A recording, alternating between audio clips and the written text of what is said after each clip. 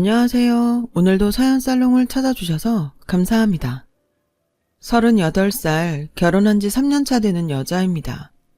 어떻게 보면 3년이라는 시간이 누군가에게는 짧을 수도 있고 또 누군가에게는 길 수도 있겠지만 저에게는 정말 다사다난한 일들이 있었네요. 저는 어렸을 때부터 집안이 가난해서 일찍 상고를 졸업하고 취업에 뛰어들었는데요. 집안 형편이 어려워서 남들 다 가는 대학문은 밟지도 못한 채로 20대 초반에는 일만 하면서 열심히 돈을 모았습니다. 또래 친구들은 여행도 가고 대학 가서 MT도 가고 하는 모습이 늘 부럽기는 했지만 녹록지 않은 형편 덕에 부모님 빚을 갚느라 거의 20대 초반은 돈만 버느라 다 지나갔네요. 어느 정도 부모님 빚을 갚아갈 때쯤 저희 부모님이 이렇게 말씀하시더군요. 이제 빚도 거의 다 갚았으니 우리 걱정은 하지 말고 너를 위해 살아라. 부모가 돼가지고 너한테 부담만 준 것 같아서 미안하구나. 나아질 것 같지 않았던 저희 집안 형편도 조금씩 나아지면서 제가 모은 돈으로 더 이상 빚이 아닌 나도 이제 대학 다니면서 공부할 수 있구나 싶은 생각에 더 악착같이 공부를 하며 장학금까지 받게 되었어요. 그렇게 낮에는 회사를 다니고 저녁에는 제가 배우고 싶었던 피부 미용에 대해 공부를 하면서 취업까지 성공하게 되었는데요. 저는 그래도 나름 대학을 나와서 취업도 조금 큰 에스테틱에 입사를 할 수 있었답니다. 물론 대기업만큼 큰 곳은 아니었지만 보수도 괜찮은 편이었고 무엇보다 VIP 손님들이 자주 찾는 곳이었거든요. 고급 기술을 배우며 일할 수 있었어요. 제 능력을 인정받으면서 열심히 일하다가 저희 샵으로 화장품을 납품해주는 영업사원으로 일하던 전 남편을 만나 결혼까지 하게 되었네요. 남편은 저와 다르게 유복한 가정에서 살면서 정말 하고 싶은 것은 다 하고 살았더라고요. 그 모습이 부럽기도 하고 무엇보다 저에게 늘 다정한 모습이 좋아서 1년간의 연애 끝에 결혼까지 하게 되었어요. 그런데 앞으로 평탄할 것 같았던 제 삶이 시댁 때문에 완전히 바뀌어 버렸어요. 시댁은 사람을 평가할 때 어디 학교를 졸업했는지 또 어느 회사를 다니는지 그 두 가지 잣대로 사람을 평가하는 게 습관이었는데요. 그래서 결혼 전에도 은근슬쩍 저를 못 믿어와하면서 무시하는 게 느껴졌었어요. 한 번은 상견례 자리에서 이런 일도 있었죠. 아니, 우리 아들은 대기업 회사에서 일하는데 적어도 예단은 1억 이상 해와야 하는 거 아니에요? 네? 예단 1억이요? 저희가 그 정도의 돈은 없어서 최대한 3천만 원은 만들어 볼게요. 아니, 막말로 우리는 쌍둥이 아들만 둘인데 둘째 며느리는 결혼한다고 집도 해오고 차도 해왔는데 그깟 1억을 못 해온다는 거예요? 그리고 들어보니 학교도 야간 전문대 나왔다고 들었는데 우리 집안은 둘째 며느리까지 다 명문대 나왔어요. 차이가 나도 너무 나서 이 결혼 안 시키려다 그래도 우리 애가 유선이가 너무 좋다고 하니까 이건 좀 알고 계셨으면 해서 말씀드리네요.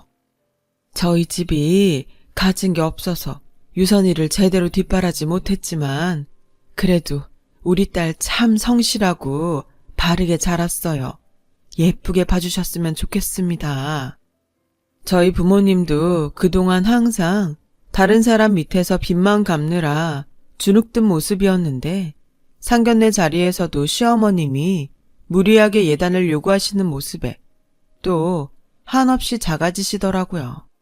사실 돈 없는 게 엄청난 죄를 지은 것도 아니고 그런 부모님 모습에 정말 욱했지만 부모님 얼굴도 있어서 눌렀어요.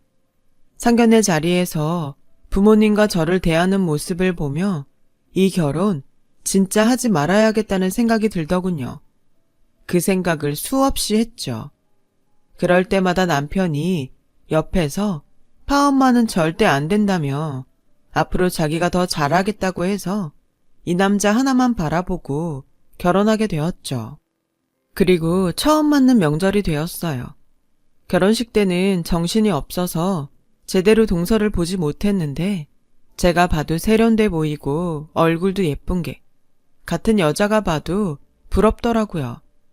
또 성격은 얼마나 싹싹하고 야무진지 저랑 반대인 동서의 모습이 참 부럽기만 했습니다.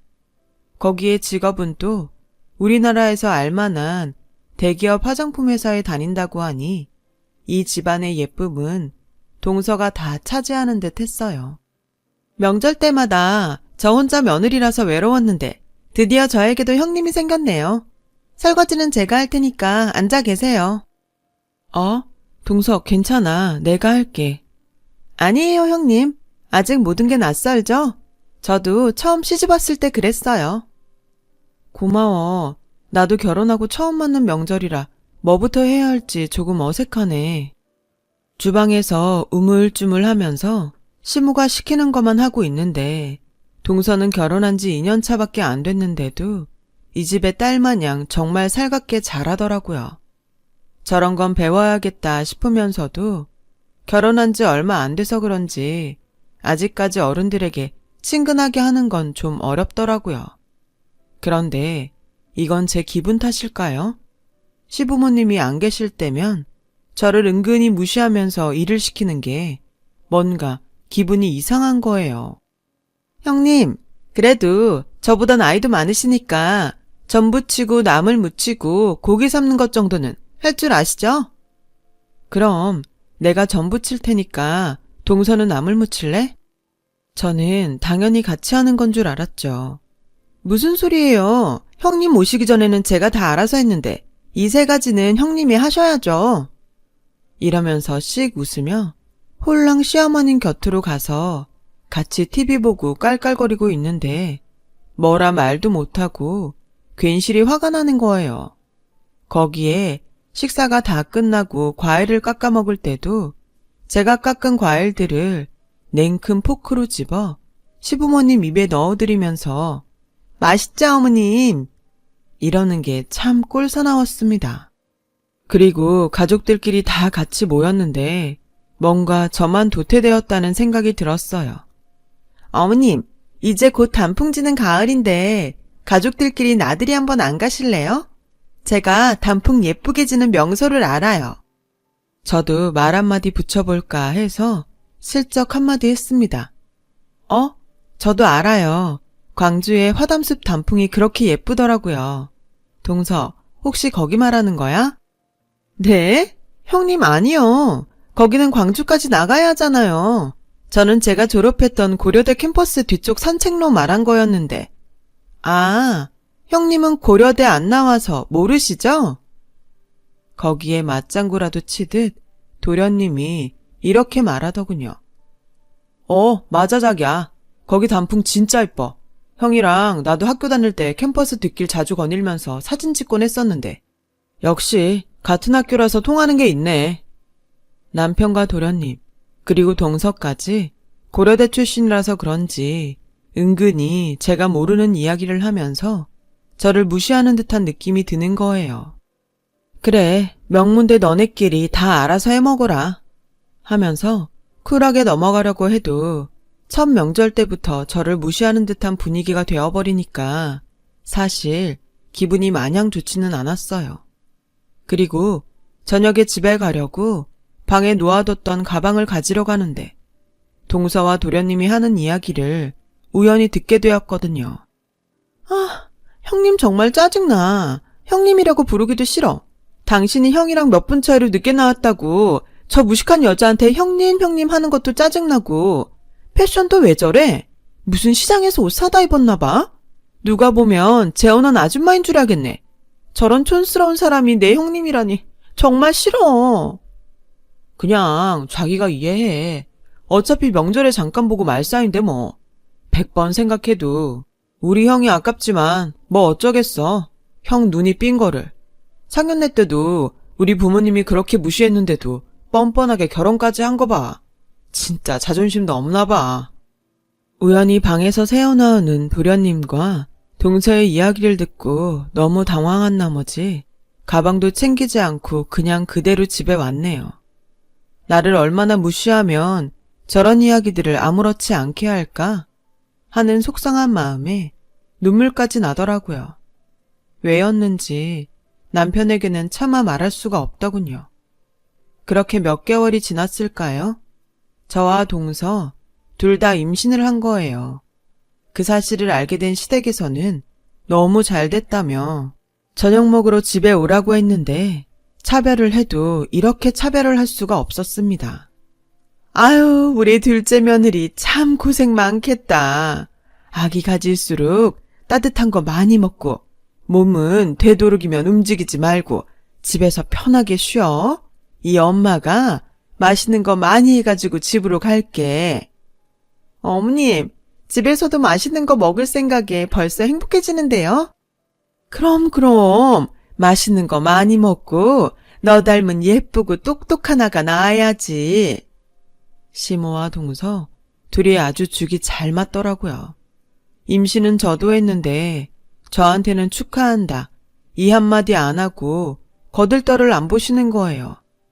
그래도 저도 용기 내서 어머님에게 살갑게 대하려고 말을 먼저 붙였습니다. 어머님, 저도 임신했어요. 몸이 무겁기는 하지만 건강하게 출산하려고요. 얘 좀 봐라. 건강하게 출산하는 건 당연한 거지. 제발 아기가 우리 아들 머리 닮아야 하는데. 아휴, 내가 무슨 말을 하겠니? 알았다. 그만해라. 제 얘기는 다 들어보려고 하지도 않으시고 저를 무시하는데 여기에서 또 울컥하더라고요.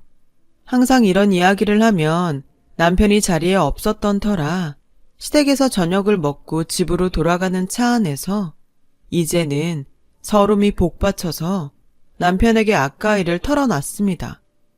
나 너무 서운해.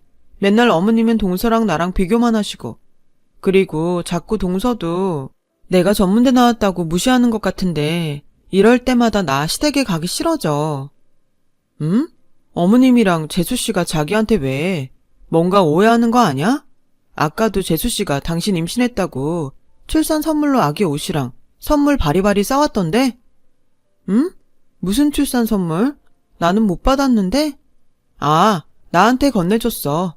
같은 시기에 임신돼서 자기도 너무 기쁘다고. 형님들 무례하지 말고 몸조리 잘하라고 하면서 나한테도 아주 당신 동생인 것 마냥 살갑게 말해주더라. 이거 보면 친자매인 줄 알겠어. 무슨 소리야. 맨날 나만 보면 사람 은근 무시하는 게 얼마나 기분 나쁘게 하는데. 에이, 왜 그래. 당신한테 잘하려는 사람한테. 왜 저희 남편한테는 저한테 잘하는 척 하는 건지 동서의 행동이 이해도 안 되고 얄밉기만 했지만 차 뒷좌석에 아기 선물이 한가득 쌓여있는 걸 보고 내가 순간적으로 오해했나 싶은 생각까지 했어요.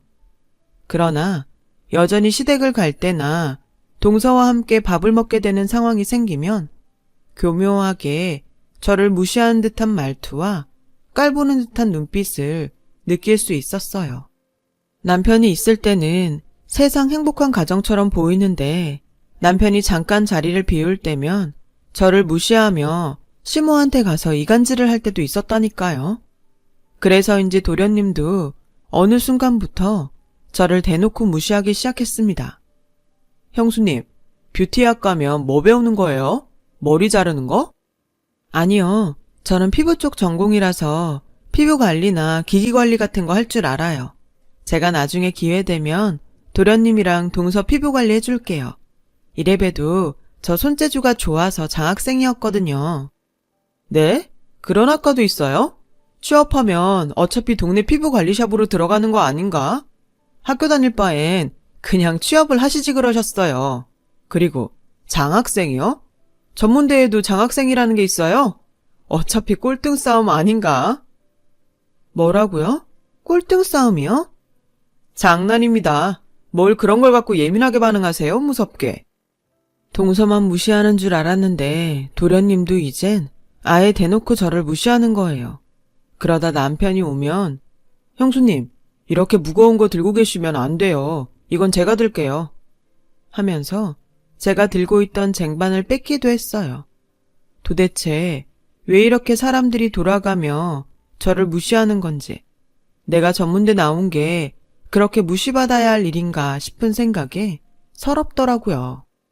집에 와서는 억울한 마음에 남편에게 하소연하기도 했지만 뭐 그런 걸로 예민하게 반응하냐며 임신해서 더 예민해진 것 같다고 저를 몰아붙이기도 했어요. 늘 시댁에 가면 오늘 또 어떻게 사람을 비참하게 만들려고 하나 하는 생각에 가끔 무서워질 때도 있었고요. 그렇지만 이 결혼을 어떻게 했는데요. 너무 힘들게 한 결혼이니만큼 저도 시부모님과 잘 지내보고 싶은 마음에 부르면 부르는 대로 집에 갔죠. 물론 시댁에 가면 좋은 소리를 거의 들어본 적은 없었지만요. 그렇게 저 스스로 괜찮은 줄 알았는데 무시하는 시댁에 그리고 동서에 시달리면서 혼자 마음고생을 하다가 결국 유산을 하고야 말았습니다. 저는 너무 속상하기도 하고 시댁과 얄미운 동서가 보기 싫어서 연락을 안 하고 혼자 집에만 틀어박혀 있었는데요.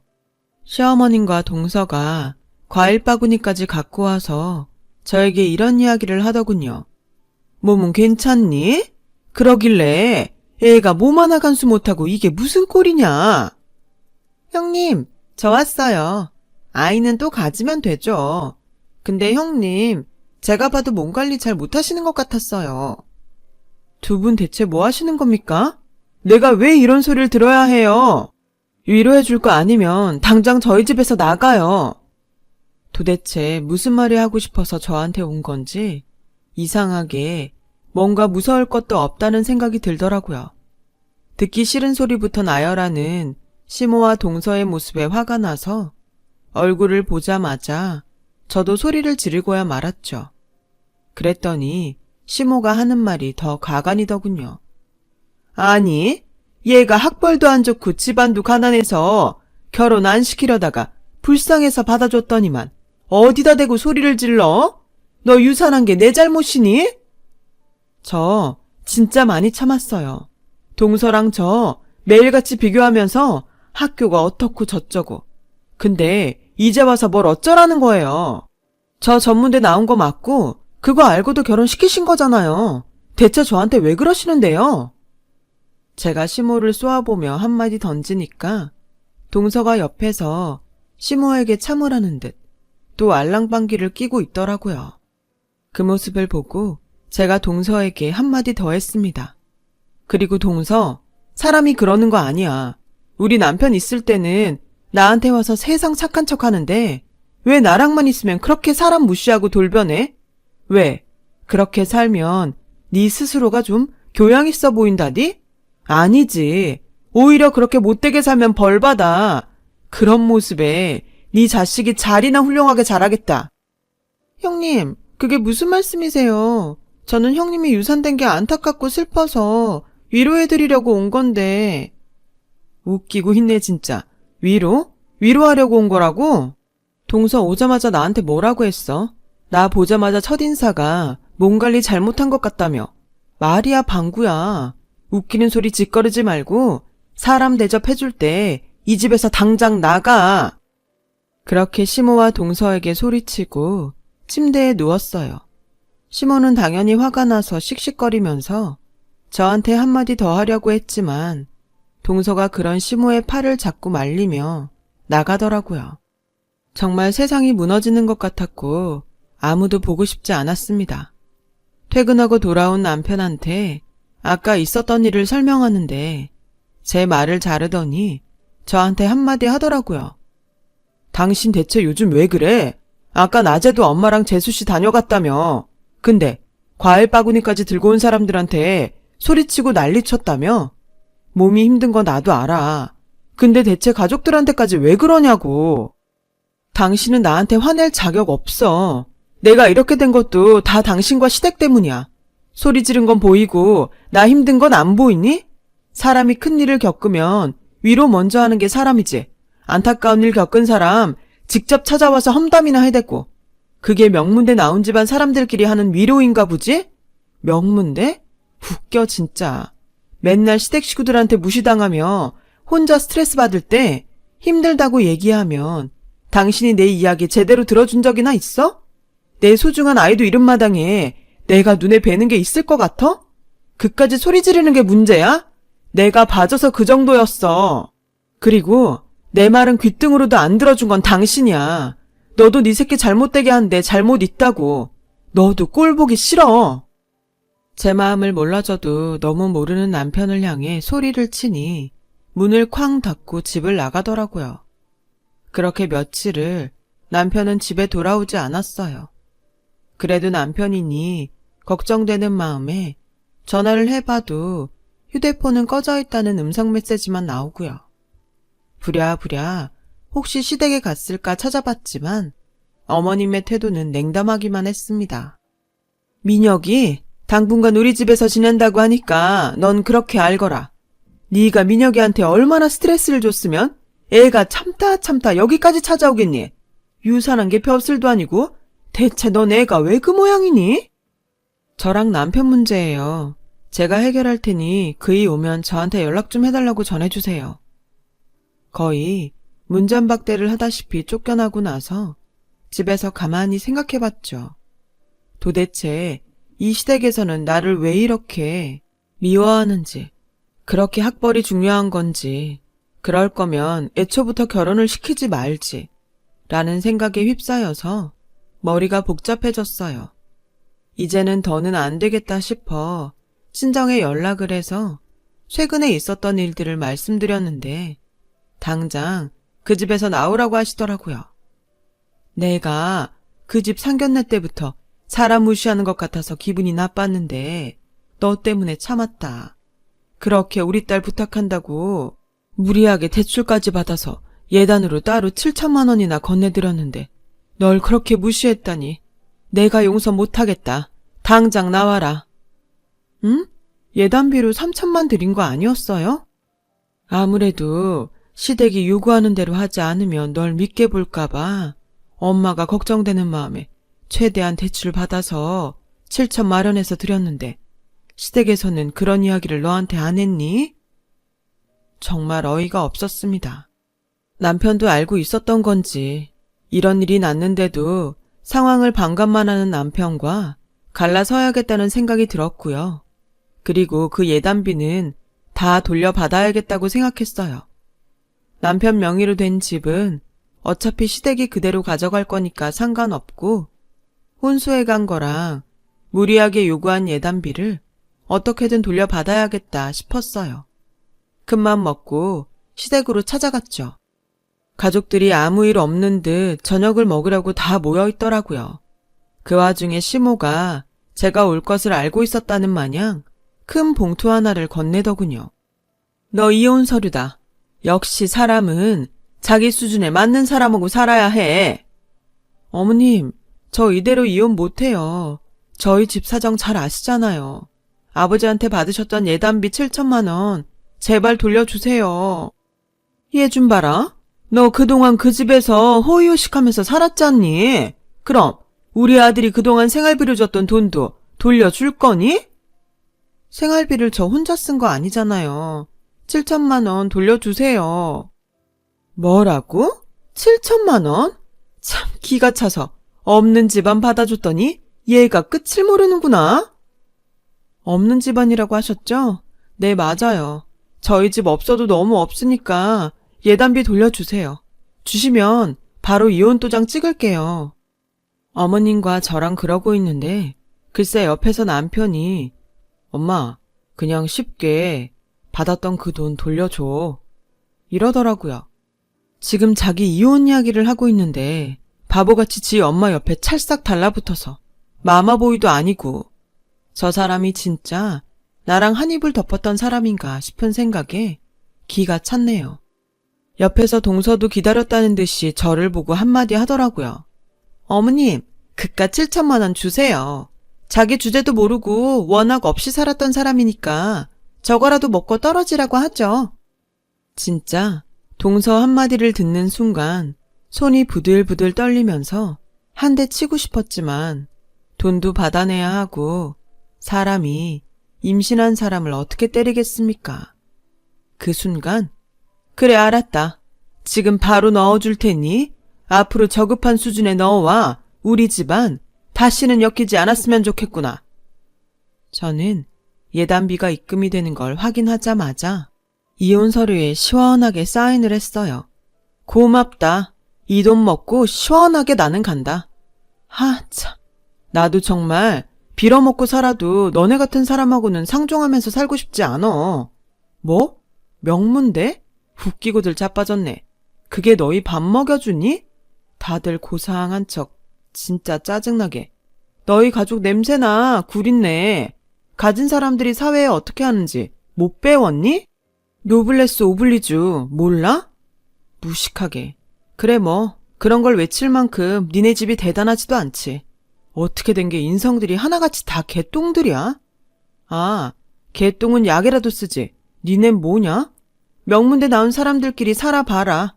그깟 돈 몇 푼 쥐고 있다고 니네가 최고로 살 것 같지? 우물안 개구리야 뭐야. 밖에는 니네보다 훨씬 잘 살고 멋들어진 사람들 많어. 앞으로 내가 지켜봐줄게. 잘 살라고는 못하겠다. 그렇게 바로 짐을 싸서 나왔네요. 저는 이혼녀가 되었습니다. 사실 나오면서도 속으로는 앞으로 어떻게 살아야 할지 걱정이 좀 있었죠. 그렇다고 다시 친정 부모님께 손 벌리면서 살 수는 없을 것 같아서 저 혼자 작은 빌라 하나 전세로 살면서 지내게 되었는데요. 할 줄 아는 거라고는 피부 미용이라 가게를 차릴 여력은 안 되고 또 피부 미용을 오래 쉬어서 그런지 손이 안 풀리더라고요. 가만히 집에 있자니 우울한 생각만 자꾸 들기도 했죠. 이러면 내가 안 좋은 선택을 할 수도 있겠다 싶은 생각에 최대한 밖에서 많은 사람들을 만나려고 노력했어요. 같은 빌라에 사는 사람들과 친해져서 피부 관리를 공짜로 해주며 연습을 했습니다. 신기하게도 꾸준히 연습을 하다 보니 기술들을 손이 기억하고 있더라고요.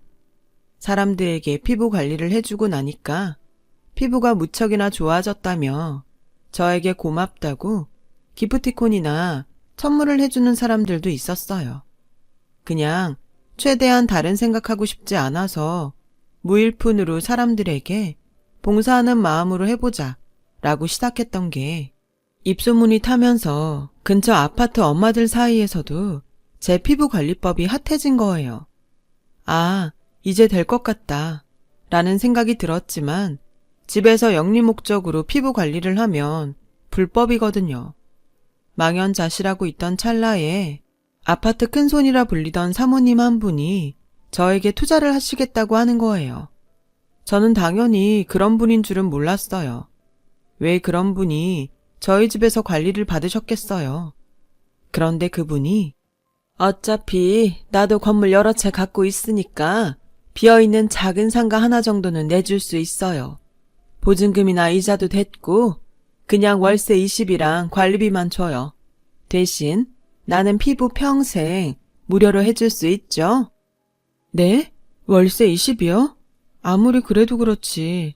이 동네 못해도 상가 건물 월세가 100이 넘던데요. 내가 가진 게 돈밖에 없잖아요. 농담이에요. 여러 군데 다녔지만 신기기니 새로운 시술이니 뭐니 실증도 나는데 생각보다 나한테 맞는 피부 관리샵은 없더라고. 동생만 괜찮으면 내 피부 평생 해주는 조건으로 어때요? 네? 동생이요? 뭐 동업자라 부르기도 그렇고 동생 사람도 마음에 들고 내 피부만 예쁘게 관리해주면 되니 이참에 언니 동생 하죠 뭐. 자기 피부 관리를 평생 무료로 해주면 자기가 갖고 있는 건물 1층에 작은 샵 하나 내줄 수 있다고 제안을 하더라고요. 게다가 저의 사정을 듣고서는 관리비와 이자까지 받지 않겠다며 제대로 성공해서 복수하라는 말까지 해줬어요. 저는 진짜 하늘이 준 기회가 아닌가 싶어서 바로 그 자리에서 계약을 하고 가게를 오픈하게 되었어요. 그렇게 저는 규모가 크지는 않지만 아파트 단지 안에서도 가장 핫한 상권이라고 불리우는 1층에서 샵을 열게 되었고요. 피부샵을 운영하며 시간이 날 때마다 시간을 쪼개가며 대학에서 배웠던 화장품 제조까지 해서 지금은 특허까지 받아 제 이름으로 된 화장품까지 출시하게 되었답니다. 제 기술력을 인정받은 화장품이 입소문을 타자 여러 업체에서도 러브콜이 진행됐고요. 저에게 베푸셨던 사모님께 은혜도 갚고 더 큰 샵도 오픈했어요. 그렇게 눈코 뜰 새 없이 바쁘게 지내고 있던 중 웬 남자와 여자 한 명이 저희 가게에 찾아왔더라고요. 얼굴이 많이 낯이 익는다 싶었는데 전 남편과 동서였어요. 무슨 일이야? 여기까지는 왜 왔어? 황당한 표정을 지으며 제가 두 사람을 쳐다보자 전 남편이 이러더군요. 여보, 다른 게 아니라 나 돈 좀 빌려주면 안 될까? 우리 그래도 한때 사랑했던 사이잖아. 참나, 사랑? 말도 참 뻔뻔하게 하는구나. 됐고, 너네 집 부자 아니었니? 집 놔두고 왜 그 집 꼴이야? 그 꼬라지에 더 험한 꼴 보기 싫으면 당장 내 가게에서 나가. 사랑이라는 말에 어이가 없어서 쫓아내려는데 동서가 한마디 하더군요. 아니 형님, 그래도 함께한 예정이 있는데 왜 그렇게까지 매몰차게 말씀하세요? 아니 이보세요. 그쪽들이 돈이 없어서 굶어 죽던 길거리에 나앉던 이제 나랑은 상관없어. 지금 당장 나가지 않으면 영업방해로 경찰 부를 거야. 경찰을 부른다는 말에 동서가 발끈하더라고요. 뭐라고요? 신고? 진짜 형님 그렇게 안 봤는데 너무하시네요. 어디 한번 계속 쫓아내보세요. 누가 이기나. 저 지금 진짜 급하다고요. 내일도 모레도 계속 찾아올 거예요. 그렇게 동서는 몇 날 며칠을 가게로 찾아오면서 제발 몇 푼이라도 빌려달라고 뻔뻔하게 요구하더니 제가 들은 척도 안 하자 나중에는 혹시 돈 많은 남자를 만나서 잘 풀린 거냐며 비꼬더군요. 형님, 생각해보니 이렇게 이혼하고 나서 바로 사업하는 것도 그렇고 전문대 나왔는데 이렇게까지 성공하는 게 말이 안 돼요. 혹시 아주버님과 이혼하기 전부터 중간에 돈 많은 남자 꼬신 거 아니에요? 뭐 눈에 뭐만 보인다고? 동서 진짜 사람은 안 변하는구나. 역시 지금도 개차반이네. 고작 생각해낸 게 내가 돈 많은 남자를 만났다고? 대체 머릿속에 뭐가 들어있길래 그런 말들이 아무렇지 않게 나오는 거야? 하긴 지 스스로 성공을 해본 적이 없으니 그저 남이 잘 되면 배 아프고 비꼬는 것만 할 줄 알지. 차라리 그 시간에 편의점 아르바이트라도 뛰는 게 어때? 그럼 한 푼이라도 벌잖아? 뭐라고요, 형님? 저 명문대 나왔거든요? 편의점이 가당키나 해요? 그래, 니 잘났다. 그러니까 전문대 나온 나한테 돈 빌리려고 하지 말고 니 명문대 친구들한테나 돈 빌려달라고 하라고. 그리고 당장 내 가게에서 나가. 새 셀 때까지 나가지 않으면 진짜 경찰 부를 거야. 셋을 세려 하는 순간 옆에 있던 도련님이 안 되겠다 싶었던지 동서의 무릎을 억지로 꿇리더라고요.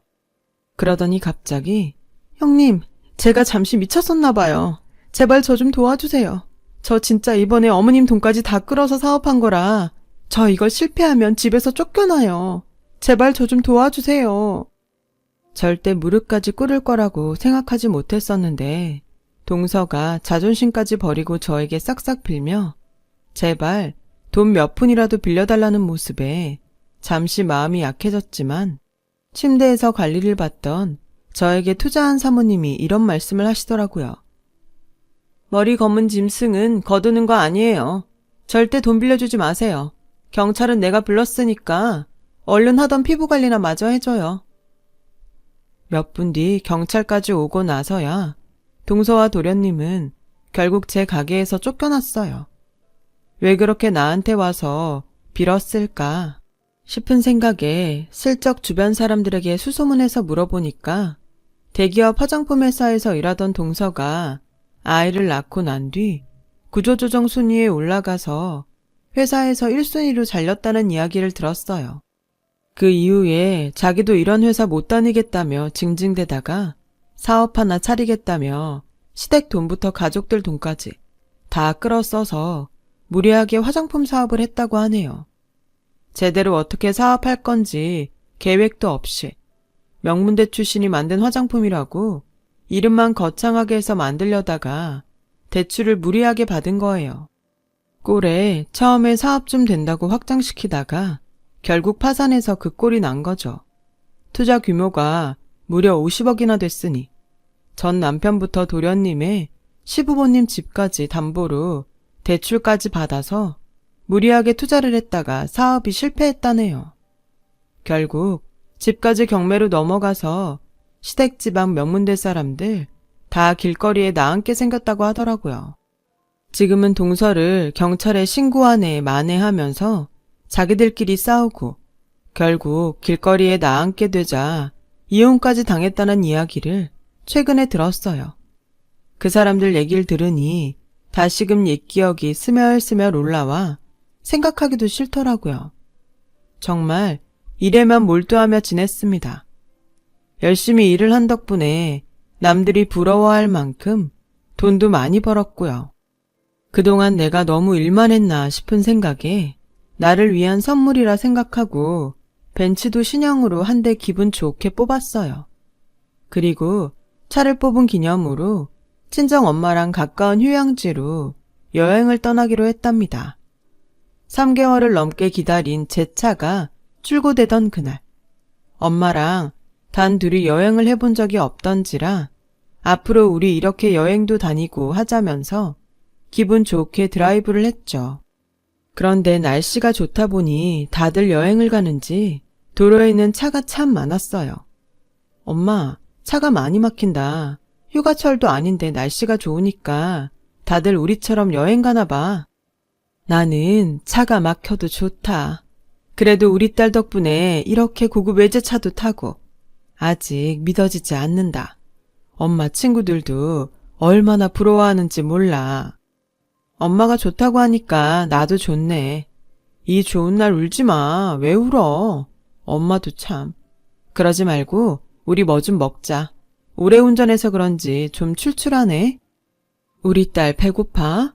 저기 길가에 옥수수 파는데 저거라도 먹을까? 차로 정체된 도로가에는 상인들이 마실 물부터 해서 옥수수와 찐감자까지 다양하게 팔고 있더라고요. 안 그래도 배도 고팠는데 잘됐다 싶어서 열심히 옥수수로 호객행위를 하는 아줌마의 가게 앞에 차를 세웠어요. 아줌마, 옥수수 한 봉지만 주세요. 3,000원입니다. 여기 10,000원이요. 잔돈은 어머, 어머님 아니세요? 저는 옥수수를 건네받고서는 진짜 깜짝 놀라지 않을 수 없었어요. 몸빼바지에 우스꽝스러운 가발을 쓰고 옥수수 하나 더 팔아보겠다고 도로 위에서 호객행위하고 있는 사람은 다름 아닌 시어머니였죠. 게다가 차가 위험하게 다니는 도로 한복판에서 옥수수를 하나 더 팔아보겠다고 얼굴에 분장까지 하고 계신 것 아니겠어요? 시어머님도 저인 걸 알아보고 놀라셨는지 옥수수로 황급히 얼굴을 가리더라고요. 그러면서도 제가 맞는지 몇 번이나 얼굴을 흘끈거리며 쳐다보더니 사람은 안 변한다고 제 안부보단 금세 시선이 제 차로 가더군요. 이 벤츠 너 거니? 네? 그럼 제 차죠. 황당한 질문에 제가 어이없다는 듯이 어머님을 쳐다보니까 뭐가 그리 서러우신지 갑자기 눈물을 흘리는 거예요. 아유, 내 팔자야. 우리 아들이랑 나는 이렇게 길거리에 나 앉아서 살고 있는데 너는 어떻게 차까지 뽑고 잘 사니? 아이고야, 내가 억울해서 못 산다. 저는 이 말을 듣고 기가 막혔어요. 어쩜 사람이 정말 하나도 안 변했을까요? 조금 안쓰러워지려던 마음이 싹 사라지고 저도 시원하게 한마디 했어요. 그러길래 어머님, 처음부터 사람 귀한 줄 아셨어야죠. 그렇게 명문대 하더니 제가 그랬죠. 명문대가 밥 먹여주는 거 아니라고. 결국 길거리에 나 앉은 꼴을 좀 보세요. 그리고 지금 저희 엄마랑 휴가 가는 중이니까 이제 제 차에서 좀 떨어져 주실래요? 제 말 한마디에 어머님은 작은 가게 앞 바닥에 주저앉으며 폭풍 오열을 하시더라고요. 그것도 본인의 전 재산인 옥수수를 꼭 끌어안은 채 말이에요. 마지막으로 본 시어머니의 모습은 참 처절하고도 비참했어요. 그렇게 악연 같았던 동서와 전 남편, 그리고 시댁이 그렇게 되는 걸 보니 인생사 세옹지마라는 걸 절감합니다. 통쾌하기도 하고요. 그런 통쾌함도 오랫동안 만끽하고 싶은데 이제는 시댁을 생각할 수 없을 정도로 제가 바빠졌어요. 그간 제가 운영하던 피부샵이 잘 되어서 지금은 샵을 늘리느라 눈코 뜰 새 없이 바빠졌거든요. 그리고 지금은 사람 귀한 줄 아는 남자와 꿀 떨어지는 연애를 하면서 재혼도 생각하고 있고요. 하루하루가 일 때문에 바쁘기는 하지만 그래도 제 인생이 이렇게 행복하니 분노도 줄고 즐겁기만 해요. 사업을 하면서도 어떤 사람을 만나야 하는지 큰 깨달음을 얻었네요. 긴 사연 들어주셔서 감사합니다. 여러분의 일상에도 진심으로 복이 가득하시길 바랍니다. 여러분, 사연 댓글에 응원과 현명한 조언 부탁드려요. 좋아요와 구독은 저에게 큰 힘이 됩니다. 오늘도 좋은 일 가득하세요.